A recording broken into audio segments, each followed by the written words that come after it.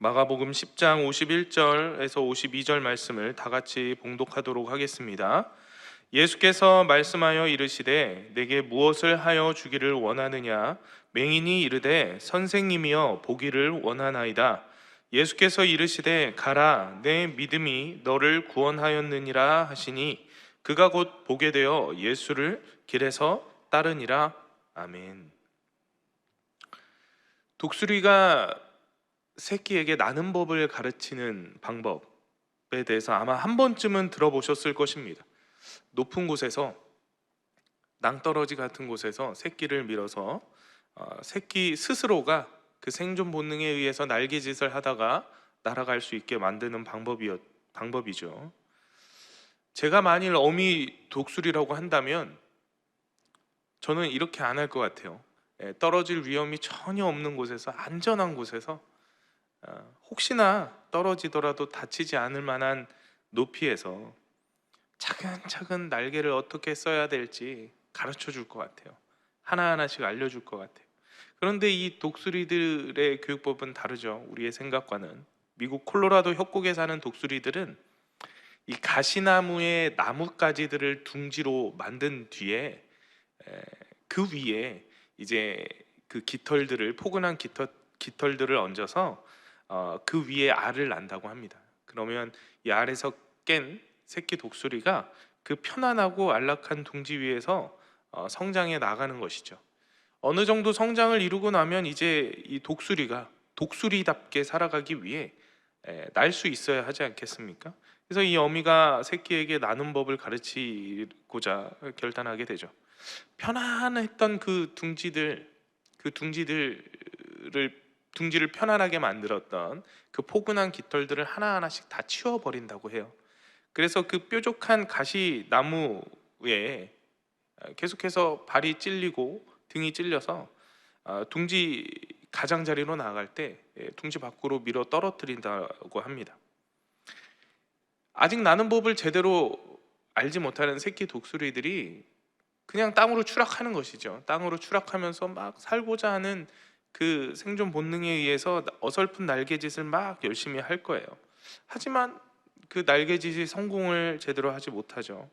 협곡의 바닥을 향해 이 곤두박질 치는 그 순간, 죽기 직전에 바로 그 순간에 이 밑에서 대기하고 있던 어미 독수리가 등으로 그 새끼 독수리를 받쳐서 죽지 않게 다시금 둥지로 올려준다고 해요.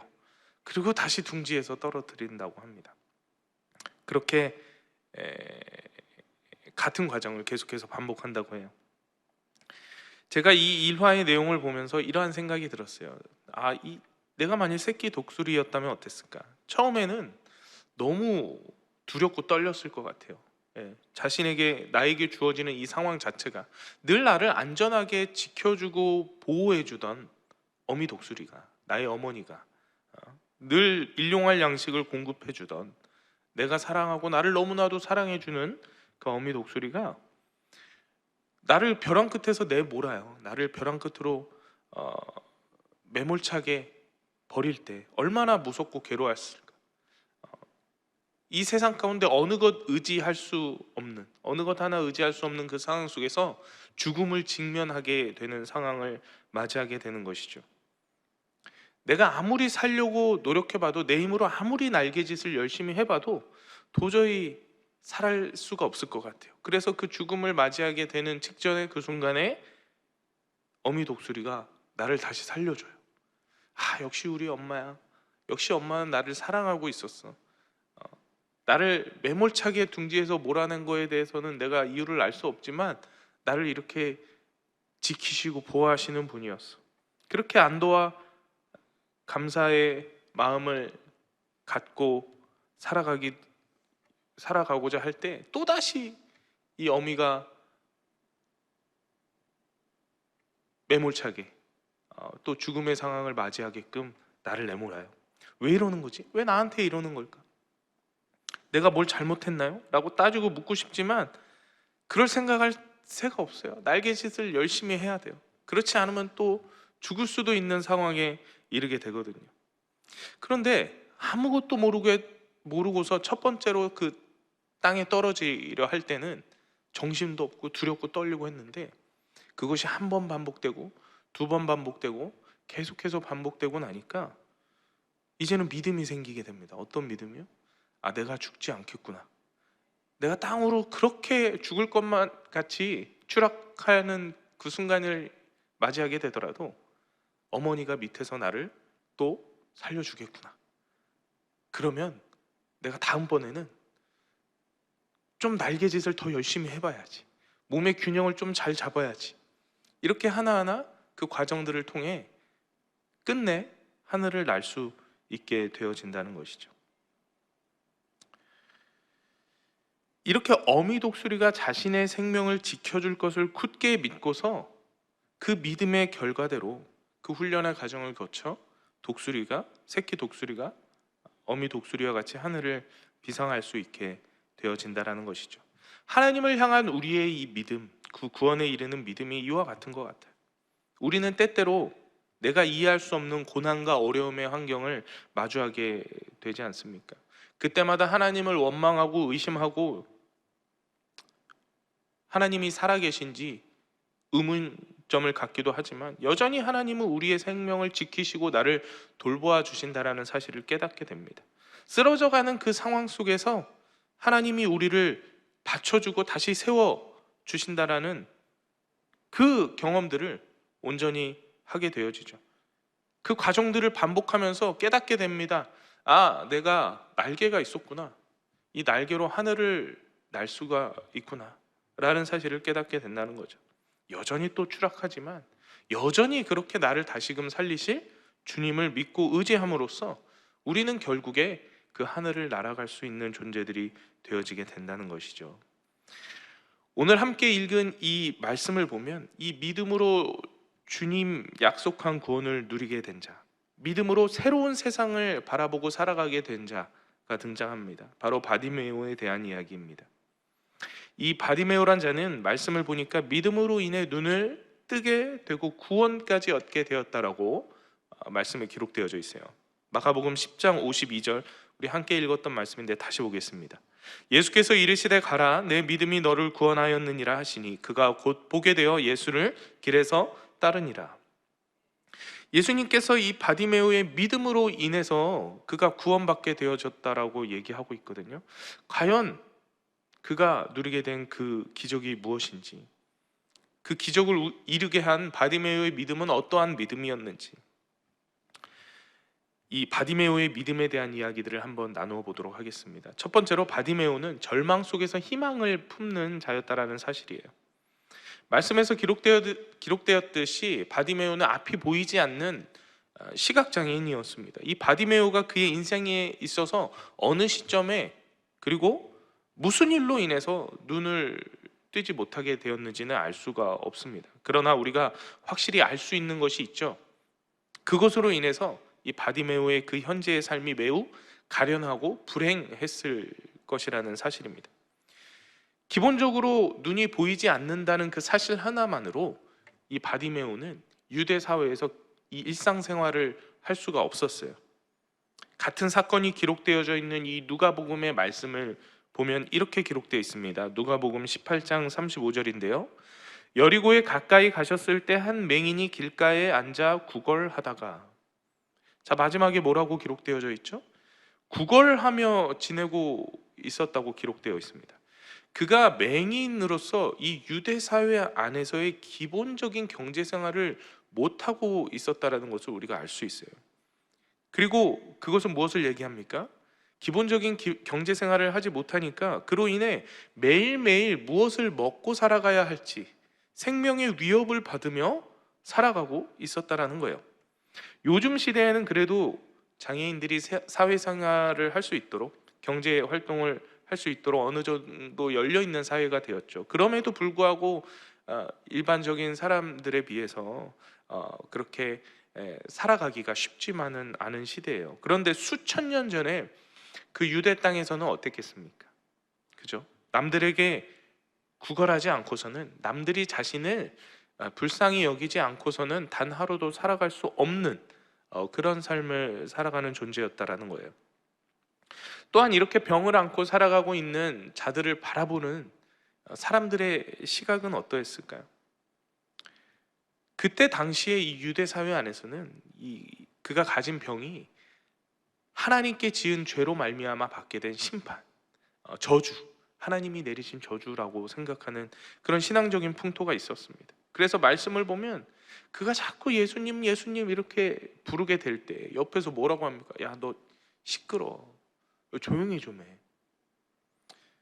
마가복음 10장 48절에 나와 있거든요. 많은 사람이 꾸짖었대요. 잠잠하라고. 그곳에 모인 대부분의 사람들이 이 바디메오를 바라보면서 그렇게 생각하고 있었다는 거야. 저 눈도 못 뜨고 있는 맹인이 뭐라는 거야. 지금 예수님이 이렇게 지나가고 있는데, 무언가 말씀하고자 하시는데, 너 같은 죄인이 어디서 나서는 거야? 이렇게 생각하고 있었다는 거예요. 이 바디메오는 앞이 보이지 않는 것도 서럽고 힘든 일이었지만 그로 인해서 매일 먹고 살 걱정을 하는 것, 그것도 괴로웠지만 또 하나 세상으로부터 인간 이하의 취급을 받으며 차별당하며 살아가야 하는 자신의 이 삶이 너무나도 힘들었다는 것이죠. 절망의 순간이었을 것입니다. 그가 눈을 고쳐보고자 노력을 안 해봤겠습니까? 아마 용한 의사도 찾아가 보고 신령한 어딘가에 찾아가 보기도 하고 할 수 있는 노력은 다 기울여 봤을 것입니다. 그럼에도 눈을 뜨지 못하고 있었어요. 절망이 왜 절망입니까? 절망이 무엇이에요? 희망이 없는 것이죠. 이 눈이 어떠한 노력을 기울여도 떠지지 않을 것이라는, 미래에 아무런 좋은 일이 일어나지 않을 거라는 그 희망이 결여되어진 것, 그 절망의 순간을 살아가고 있었다는 것이죠. 자기가 아무리 날개짓을 100번 1000번 해봐도 낭떠러지에서 살아날 수 없었던 거예요. 계속된 실패와 좌절 속에 절망하며 살아갈 수밖에 없었던, 아니 차라리 그 순간 살지 않고 죽고 싶었던 그 순간의 삶을 살아가던 자가 바로 이 바디메오란 자였을 것입니다. 그 절망 속에서 아무런 기대도 아무런 희망도 없던 그 상황 속에서 이 바디메오가 희망을 품게 되었습니다. 그 희망이 무엇이었을까요? 바로 예수님이었습니다. 예수님을 만나는 것이었어요. 그 어떤 노력을 기울여봐도 자신은 눈을 뜰 수 없을 것이다라고 생각하고 있었어요. 그래서 희망이 없는 절망의 삶을 살아가고 있었어요. 그런데 어느 순간 귀한 소식을 접하게 된 거예요. 예수란 자가 이 땅에 나타났는데 구약의 선지자들이 그토록 말했던 메시아가 온 것 같아. 주변에서 하는 얘기들을 들었겠죠. 여기저기 다니면서 기적을 행한다고요. 그 얘기를 듣는 순간 이 바디메오가 희망을 품게 된 것입니다. 아, 메시아가 이 땅에 왔구나. 예수란 자를 만나면 내가 능히 나의 눈도 고침받을 수 있겠구나. 그 희망, 그 믿음을 갖게 되었던 것이죠. 그가 품었던 이 희망 속에 담겨져 있는 본질적인 것이 무엇입니까? 그가 가진 희망의 주된 본질이 무엇이에요? 바로 예수님이라면 나를 고치실 수 있을 것이라는 믿음이에요. 하나님의 아들이신 이 땅에 메시아로 오신 예수님이라면 능히 나를 고치실 만한 능력이 있을 것이다 라는 믿음을 가진 것이죠. 그 믿음의 고백과 행동들을 우리가 다시 한번 살펴볼까요? 마가복음 10장 47절 말씀과 50절 말씀 보겠습니다. 나사렛 예수시란 말을 듣고 소리질러 이르되 다윗의 자손 예수여 나를 불쌍히 여기소서. 맹인이 겉옷을 내버리고 뛰어 일어나 예수께 나오거늘. 다윗의 자손 예수여 라고 예수님을 막 부릅니다. 이 바디메오의 표현은 지극히 메시아를 향한 간절한 믿음의 고백인 것을 우리가 알 수 있습니다. 유대인들은 그들에게 오실 메시아를 간절히 기다리며 살아가고 있었는데 그들을 구원해줄 그 구약의 선지자를 통해 수없이 고백되어졌거든요. 그 메시아가 다윗의 자손으로 이 땅에 오실 것을 이미 알고 있었어요. 이 바디메오는 예수님의 소식들을 접하면서 이 땅에 하나님의 아들이요 보냄받은 메시아인 것을 확실히 믿게 되어졌다는 것입니다. 그리고 어떻게든 그 메시아이신 예수님을 만나게 되면 자신이 가지고 있는 병짐이야 능히 고쳐줄 것을 간절히 믿게 되었다는 것이죠. 그러니 이 50절에 우리가 읽은 것처럼 겉옷을 다 내어버리고 예수님께로 달려나갔다는 거예요. 이 유대인들의 겉옷은 당시 그냥 의복으로서의 역할만 했던 것이 아닙니다. 아무것도 없는 자들의 마지막 자산이었고 유대인들에게 있어서 매우 중요한 물건이었어요. 낮에는 타는 듯한 태양으로부터 자신의 피부를 보호해 주는 것이었고, 밤에는 체온을 유지해 주는 이불로 사용하는 자신의 생존과 연결되는 아주 중요한 물건이었습니다. 그래서 도둑질하는 자들도 겉옷은 뺏지 않는, 그렇게 중요한 겉옷을 내어 버릴 정도로, 눈도 안 보이니 다시 찾지 못할 수도 있잖아요, 그 겉옷을. 근데 그 중요한 겉옷까지 다 내어버리고 예수님께로 달려나갔다는 거예요. 그것은 무엇을 의미합니까? 내 모든 것 다 내어버리고 예수님께로 간 거예요. 내가 이것 아니면 안 되겠다라는 마음으로 예수님께 다가간 것입니다. 담대한 믿음이 아니고서는 행할 수 없는 것이죠. 자신의 가진 것, 삶의 모든 것을 뒤로 한 채, 모든 것을 내어버린 채 예수님께 올인하며 나갔던 것입니다. 예수님 한번 믿어볼까? 저 사람한테도 한번 가볼까? 내가 수많은 의사를 찾아간 것처럼 그런 믿음이 아니었어요. 한번 만나볼까 하며 나아간 게 아닙니다. 자신의 생명 걸고 예수님께 나아갔던 거예요. 그 간절함, 그 벼랑 끝에서 내가 떨어져 죽든지 아니면 주님을 만나서 주님께 고침을 받든지, 그 믿음으로 주님께 나아갔기 때문에 주께서 그 믿음을 보시고 구원을 허락하신 것입니다. 우리는 이 바디메오와 같이 이 절망의 순간 속에서 나의 유일한 도움이시오 공급자 되신 주님을 믿는 자들 되어야 합니다. 그분의 능력을 믿어야 하고 그분이 나를 사랑하셔서 나를 건지실 것을 믿어야 하는 것입니다.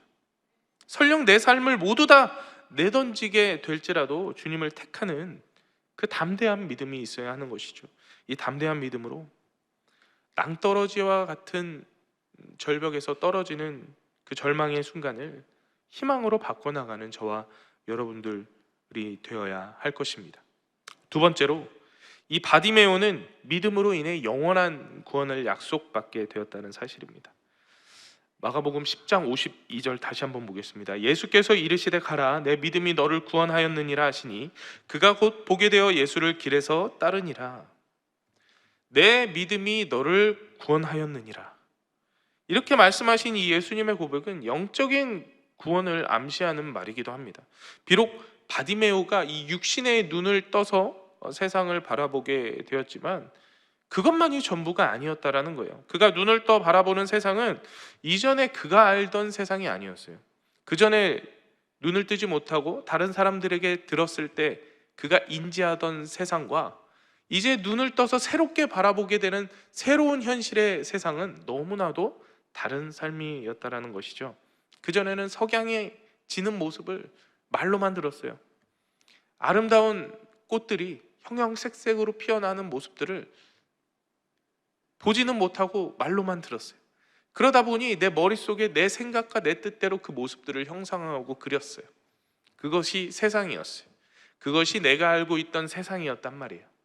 그런데 이제 눈을 떠서 정말 그 석양을 볼 수 있게 되고 정말 그 피어나는 꽃들을 바라볼 수 있게 되었어요. 현실을 보게 되었어요. 새로운 삶을 바라볼 수 있게 되었던 것이죠. 머릿속으로 자신이 상상하며 그렸던 세상이 아니라 진정한 세상을 바라보게 된 것입니다. 눈을 뜨게 됨으로써 말이죠. 이전과는 전혀 다른 삶을 맞이하게 됐다라는 것을 의미하죠. 예수님께서 이 바디메오의 눈을 뜨게 해 주시는 사건을 통해서 그에게 새로운 세상을 주셨다는 것입니다. 새 삶을 허락했다라는 것이죠. 눈을 떴다는 것은 새로운 삶을 맞이하게 되었을 때 사용하는 표현이기도 해요. 우리가 잘 알고 있는 바울이 있죠. 이 바울이 눈을 멀게 되었다가 눈을 다시 뜨게 됨으로써 새로운 세상을 살게 되지 않았습니까? 사도행전 9장 8절에서 9절 말씀 함께 보겠습니다. 사울이 땅에서 일어나 눈은 떴으나 아무것도 보지 못하고 사람의 손에 끌려 다메섹으로 들어가서 사흘 동안 보지 못하고 먹지도 마시지도 아니하니라. 바울이 사울이던 시절, 즉 예수를 믿는 그리스도인들을 막 잡아 죽이던 시절, 그때였어요. 그가 다메섹 도상에 이르렀을 때, 왜 다메섹 도상에 갔습니까? 예수 믿는 자들 잡으러. 그때 어떠한 일이 있었어요? 눈이 멀게 되었어요. 눈이 멀게 되고 그곳에서 예수님을 만나게 됐죠. 그리고 그 후 멀었던 눈이 다시 떠지게 되면서 보이지 않던 세상이 그에게 주어지게 되었던 것입니다. 이전에 보지 못했던 것을 보게 되고 이전에 알지 못했던 것을 깨닫게 되었죠. 이전에는 예수를 모르는 자로서 믿는 자들을 제일 앞장서서 핍박하는 자의 삶을 살아갔지만 새롭게 눈을 뜨고 나서는 누구보다 예수를 사랑하며 예수님의 도구 되기를 기뻐하며 주의 복음을 전하며 그의 뜻을 세상에 알리는 주님의 귀한 도구가 되었던 것이죠. 육신의 눈을 뜨게 하시는 이 가시적인 형상을 통해서 영적인 눈을 뜨고 새로운 삶을 살게 되어지는 모습을 상징적으로 보여주셨던 것입니다. 세상에서는 육신의 눈을 뜨지 못하는 자들을 맹인이라고 말합니다. 차별하고 멸시하고 하대합니다. 그러나 여러분 생각해 보십시오. 과연 누가 진정한 맹인입니까? 비록 육신의 눈은 떴지만 영적인 눈을 뜨지 못해서 하나님을 보지 못하는 자들이 진정한 맹인이 아니겠습니까? 자신의 삶의 방향성도 모르고 구원의 길을 찾아가지도 못하는 자들, 그들이 진정한 맹인이 아니겠습니까? 우리는 어떻습니까? 이 육신의 눈으로만 이 세상을 바라보려고 할 때가 있지 않습니까? 스스로 이렇게 영적인 맹인된 삶을 살아가고자 할 때들이 있지 않습니까? 우리는 눈을 떠서 새로운 세상을 보게 된 자들입니다. 그렇다면 바울과 같이 새로운 인생을 살아갈 수밖에 없는 자들이라는 것이죠. 왜냐? 보여지는 것이 다르고 세상 사람들과 다른 생각, 다른 가치관을 가지게 된 자들이기 때문이죠. 사랑하는 여러분, 세상에 보여지는 현실, 우리 육신의 눈으로 보여지는 현실이 전부가 아닙니다. 남들이 보지 못하는 것들을 보면서 우리는 현실에 보이는 것에 만족을 이루며 살아가는 것이 아니라 내 눈을 뜨게 해주셔서, 영적인 눈을 뜨게 해주셔서 그 영원한 구원의 세계를 보여주신 주로 말미암아 기뻐하며 감사하는 삶이 되시기를 간절히 축원드립니다. 마지막 세 번째로 이 바디메오는 이 믿음으로 인해 제자의 삶을 살기를 선택했다는 것입니다. 이 오늘 본문의 말씀뿐 아니라 이 말씀이 기록된 마태복음, 누가복음을 모두 살펴보면 동일하게 기록되어 있는 부분이 있어요. 바로 눈을 뜨게 된 바디메오가 예수님을 따랐다라는 사실입니다. 따르게 되었다라는 기록이에요. 앞에서 나누었던 바울의 이야기처럼 이 바디메오 역시 눈을 뜨고 새로운 세상을 보게 되면서 예수의 제자된 삶을 살아가기로 결단했다라는 것입니다. 바디메오는 그가 가졌던 믿음으로 인해서 새로운 세상을 보게 되었잖아요. 그리고 그 새로운 가치를 따르며 그 가치를 따라 살아가는 삶이 진정한 삶의 목적이 되어진 것을 깨닫고 그 삶을 결단하게 된 것입니다. 그 새로운 삶을 살게 된 이들, 그 새로운 삶을 보게 된 이들은 예수님을 따를 수밖에 없는 것입니다. 그게 진정한 가치인 것을 깨닫게 된 것이죠. 설령 그에게 다시, 이 바디메오에게 다시 그 두 눈을 잃게 되는 순간이 다가오게 된다 할지라도 이 바디메오는 열심히 예수님을 따르며 제자된 삶을 살아가고자 노력했을 것입니다. 왜요? 삶의 목적을 깨달았기 때문입니다. 그전에는 아둥바둥 현실에서 하루하루 어떻게 좋은 것을 다른 이들에게 빌어먹으며 살아갈지를 고민하고 내 눈을 어떻게든 단 한순간이라도 떠볼까를 고민하며 노력하며 살아갔지만, 그것이 목적되어 살아갔지만 이제 더 중요한 삶의 목적이 생긴 것입니다. 단순히 눈을 뜨고 감게 해주는 것이 아니라 그 너머에 영원한 생명의 삶을 살아갈 수 있게 하는 세상을 보여주신 것이죠. 예수를 믿는 믿음을 가진 자들의 삶이 이뤄야 돼요. 우리는 이 믿음으로 담대히 내가 속한 세상 가운데 그곳에서 빛과 소금의 역할을 감당하는 제자된 삶을 살아가는 자들이 되어야 합니다. 그 믿음이 당장 이 세상에서 나의 삶을 부요하게 해주고 풍요롭게 해주며 건강하게 만들지 않을 수도 있습니다. 그 믿음이 당장 이 세상에서 나를 가장 높은 존재로, 가장 힘 있는 존재로 만들어주지 않을 수도 있어요. 물론 이 모든 것을 포함하는 것이 하나님의 축복입니다만 우리는 그것을 넘어서서, 그 차원을 넘어서서 하나님이 원하시는 믿음의 삶을 살아가는 것, 제자된 삶을 살아가는 것을 위해 노력하며 살아가는 자들이 되어야 한다는 것입니다. 사랑하는 여러분, 내가 가진 이 믿음으로 말미암아 제자의 삶을 살아갈 수 있게 되어진 것, 주님께서 부르셔서 인도하시는, 주님께서 사용하시는 도구가 되어져 살아간다는 것에 감사하는 자들 되시기 바랍니다. 우리에게 올바른 삶의 목적을 깨닫게 하시며 지금 이 순간에도 우리의 삶을 돌보시고 인도하시는 그분의 손길, 그 손길을 누리며 살아간다는 것이 얼마나 감사하고 영광된 일이겠습니까? 내게 주어진 그 삶의 자리, 그 사명의 자리, 가정이 되어질 수 있고 직장이 되어질 수 있고 세상 속에서 존재하는 그 모든 곳이 우리의 제자된 삶을 살아가며 예수님을 따라 살아가는 삶의 자리가 되어질 것인데, 그곳에서 여러분 빛을 비추고 소금의 맛을 내는 자들이 되시길 축원드립니다. 그것으로 여러분들의 믿음을 주님께 보이시고 그 믿음으로 말미암아 하나님 인도하시는 영원한 생명의 삶을 누리시며 살아가시기를 간절히 축원드립니다. 기도하겠습니다. 사랑과 은혜가 풍성하신 하나님 아버지, 감사드립니다. 우리에게 믿음을 주셔서 구원에 이르게 하시고 주님 제자 삼아 주심에 감사드립니다. 이 변함없는 믿음으로 주님의 인도하심을 누리는 자들 되게 하시고 하나님의 이름을 자랑하는 일에 늘 기쁨으로 쓰임받게 하여 주시옵소서. 오늘도 우리를 예배 전에 이르게 하심을 감사드립니다. 주를 향한 믿음 들고 나온 주의 백성들 삶의 그 모든 자리마다 언제나 함께 동행하여 주시고 때로 맞이하는 그 고난의 환경 속에서도 주님 나와 함께 하시고 나를 붙들고 계시며 더 높이 나를 세워 비상하게 하심을 믿고 주님을 의지하며 살아갈 수 있도록 인도하여 주시옵소서. 기쁨으로 이 아침 예물 드리는 손길 주님 축복하여 주시고 희생의 제물을 드리는 그 손길들 위에 하늘의 신령한 복을 허락하여 주시옵소서. 물질에 축복 주셔서 우리의 마음이 연약해지지 않을 수 있도록 그 모든 환경 가운데서 역사하여 주시옵소서.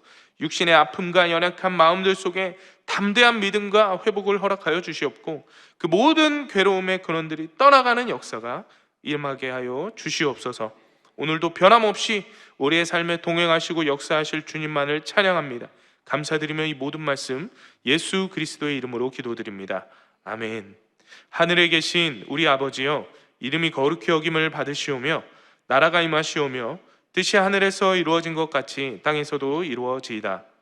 오늘 우리에게 일용할 양식을 주시옵고 우리가 우리에게 죄 지은 자를 사하여 준 것 같이 우리 죄를 사하여 주시옵고 우리를 시험에 들게 하지 마시옵고 다만 악에서 구하시옵소서. 나라와 권세와 영광이 아버지께 영원히 있사옵나이다. 아멘. 우리 예배를 받으신 주님께 영광의 박수 올려드리겠습니다. 이제 함께 기도하는 시간입니다. 우리 나라와 민족을 위해서, 우리 여의도 순복음 교회와 이영훈 대표 총회장님을 위해서, 여의도 순복음 분당교회와 우리 황선우 담임 목사님 건강과 사역을 위해서 함께 기도해 주시기 바랍니다. 그리고 지금 진행되어지고 있는 몽골 단기 선교 사역을 위해서 함께 간절히 중보했으면 좋겠는데요.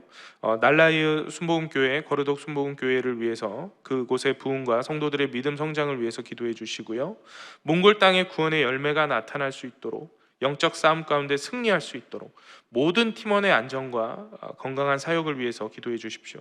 선교 기간에 하나님의 부르심과 믿음이 온전히 회복되고 인도하심과 보호하심이 임할 수 있도록 선교 기간 동안 가정과 가족의 평안을 위해서, 몽골의 하나님의 사랑이 전해지기를 위해서, 또 몽골 땅과 그 조대의 선교사님 사역과 가정을 위해서, 그리고 여러분들 가지고 나온 기도 제목들을 하나님께 간절히 아뢰시면서 이 시간 주님의 이름 3번 부르시고 간절히 기도하며 나아가겠습니다.